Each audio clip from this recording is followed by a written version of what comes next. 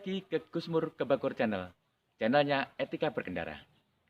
Oke pemirsa, untuk kali ini kita akan membahas tentang etika berkendara bagi pengemudi kendaraan bermotor apabila terlibat kecelakaan lalu lintas saat di TKP.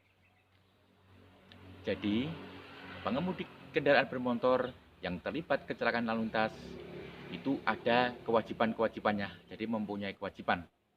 Apa kewajiban bagi pengemudi kendaraan bermotor yang terlibat kecelakaan di jalan saat di TKP? Mari kita bahas.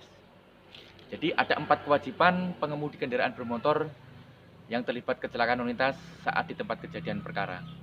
Ya, yang pertama, pengemudi kendaraan bermotor yang terlibat kecelakaan lalu lintas wajib menghentikan kendaraan yang dikemudikannya. Jadi pengemudi kendaraan bermotor wajib berhenti kalau kita terlibat kecelakaan lalu lintas. Ya, kita wajib berhenti. Yang kedua, apa kewajibannya?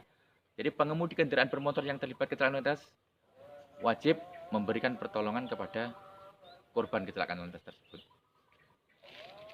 Yang ketiga, pengemudi kendaraan bermotor yang terlibat kecelakaan lalu lintas wajib melaporkan atau memberitahukan kepada petugas kepolisian terdekat. Ya, bisa ke pos polisi, pos lantas, ke polsek ataupun polres terdekat. Ya. Yang keempat, kewajibannya apa? Yaitu memberikan keterangan kepada petugas kepolisian tentang peristiwa kecelakaan lintas yang dialaminya tersebut. Jadi itu ya pemirsa, kewajiban pengemudi apabila terlibat kecelakaan lalu lintas saat di TKP. Maksudnya ini baru awal terjadi kecelakaan lalu lintas. Yaitu apa? Masih ingat? Satu apa? Satu, pengemudi wajib memberhentikan kendaraan yang dikemudiannya. Dua, pengemudi wajib memberikan pertolongan kepada korban. Yang ketiga, pengemudi wajib melaporkan kepada petugas kepolisian terdekat. Yang keempat, pengemudi wajib memberikan keterangan kepada petugas kepolisian tentang peristiwa yang dialaminya, tentang peristiwa kecelakaan yang dialaminya maksudnya di sini.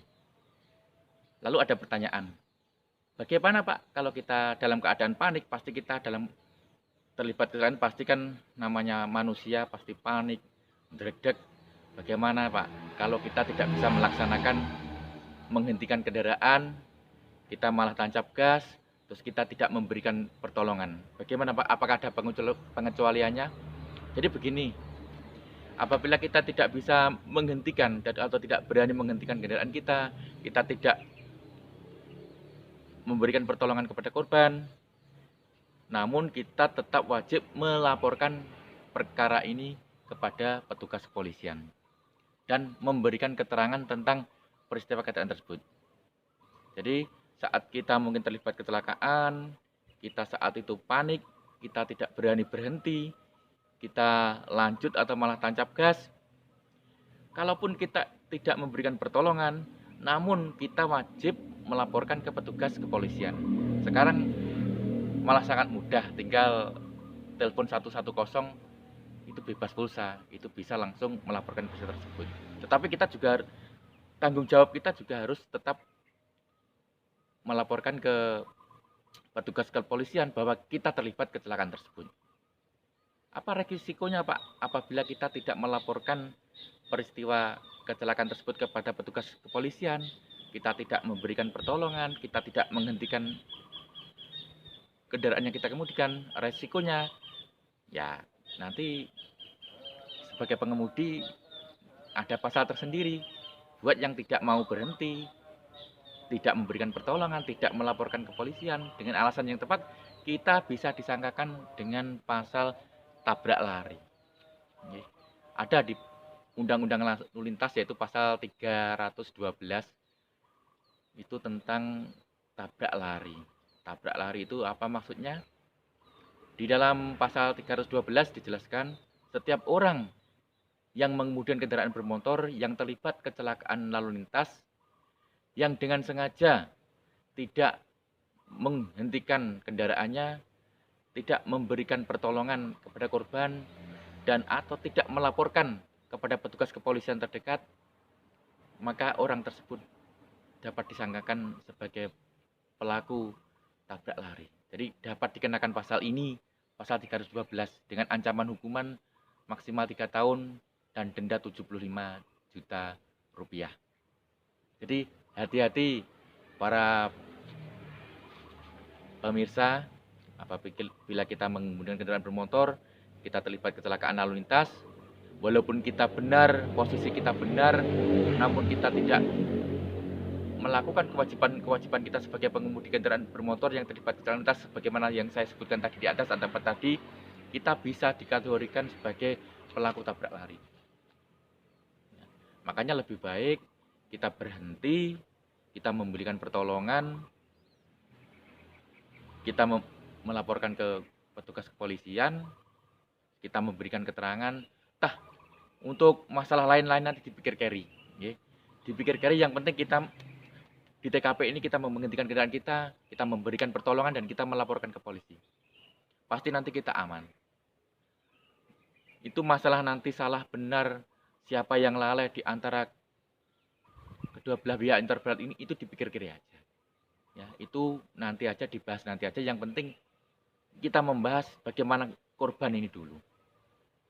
Korban kita amankan, kita bantu menolong bersama warga di sekitar, pasti nanti segera tertangani untuk mengurangi fatalitas korban kecelakaan. Apabila tidak langsung kita berikan pertolongan, kasihan korban ini nanti bisa mengalami fatalitas. Maka itu saya berpesan, apabila kita terlibat kecelakaan lalu lintas, kewajiban kita di TKP ada 4 tadi. Tetap kita laksanakan 4 itu tadi. Apabila kita tidak melaksanakan 4 yang ada yang saya jelaskan tadi, kita nanti bisa disangkakan melanggar pasal 312 tentang tabrak lari.